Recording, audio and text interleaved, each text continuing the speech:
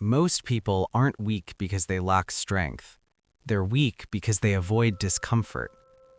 That sentence alone makes people uncomfortable, and it should. Because weakness today doesn't look like failure. It doesn't look like collapse. It doesn't look like giving up entirely. Weakness today is subtle. It hides behind words that sound reasonable, excuses that sound intelligent, explanations that feel responsible. I'm just tired. I'll start when things calm down. Now isn't the right time. And the most dangerous excuse of all, this is just who I am. Modern weakness doesn't announce itself. It blends in. It disguises itself as self-care, realism, patience, and even wisdom. But beneath all of it is one pattern, the avoidance of discomfort. Not pain, not suffering, discomfort. The small internal tension that signals growth is about to happen. Most people feel that tension and immediately escape it. Psychology shows us something uncomfortable. Weakness is rarely physical. It is emotional avoidance. It's the inability to stay present with discomfort long enough for growth to occur. The human mind is not designed to pursue what is right. It is designed to pursue what is familiar. And familiarity feels safe, even when it's harmful. This is why people stay in routines they hate, relationships that drain them, jobs that slowly numb them, because the pain is predictable, and predictable pain feels safer than uncertain growth. Growth introduces chaos. Growth challenges identity. Growth threatens comfort. So the mind chooses familiarity, even when familiarity is slowly destroying you.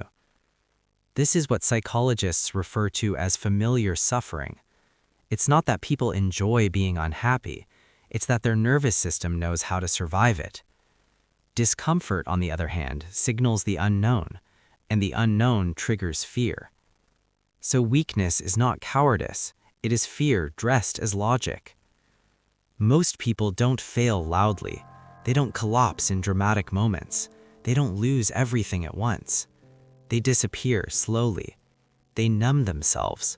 A little distraction here, a little indulgence there, just enough stimulation to avoid silence. Endless scrolling, cheap pleasure, constant noise. Not because life is unbearable, but because stillness exposes truth. Dopamine becomes the escape mechanism. Quick hits of pleasure give short-term relief, but long-term decay. And the brain learns the pattern quickly.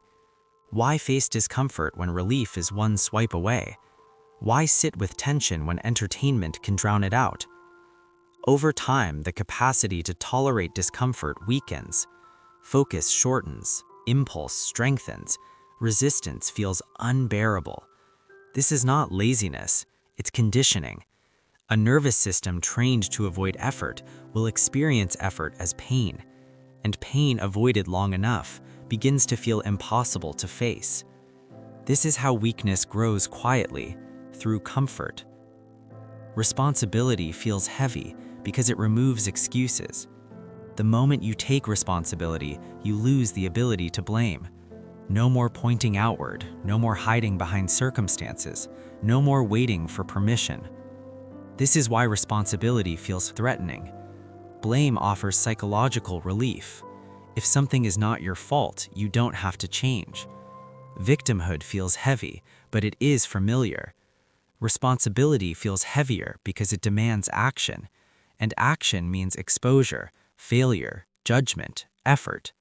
So the mind resists it, not because responsibility is unfair, but because responsibility is final. Once you accept it, there is nowhere left to run. Weakness clings to blame because blame delays accountability. Strength begins where excuses end. Strength is not confidence. Confidence is a byproduct. Strength is tolerance. Tolerance for discomfort.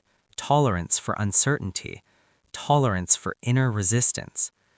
Strength is staying present when everything in you wants to escape. That moment when discipline feels heavy and you stay anyway. That moment when a difficult conversation scares you and you speak anyway. That moment of loneliness appears and you don't numb it away. These moments are quiet, invisible, uncelebrated. But this is where strength is built. Not in intensity, not in motivation, but in repeated exposure to discomfort without self-betrayal. Weakness avoids these moments. Strength remains inside them. Weakness survives on avoidance. It grows where discomfort is escaped, where responsibility is delayed, where effort is negotiated away. Strength grows differently. It grows in silence, in repetition, in moments no one sees. No one becomes strong accidentally. Strength is built every time you stay present when leaving would be easier. And the uncomfortable truth is this: your life does not change when you feel ready. It changes when you stop avoiding what makes you uncomfortable.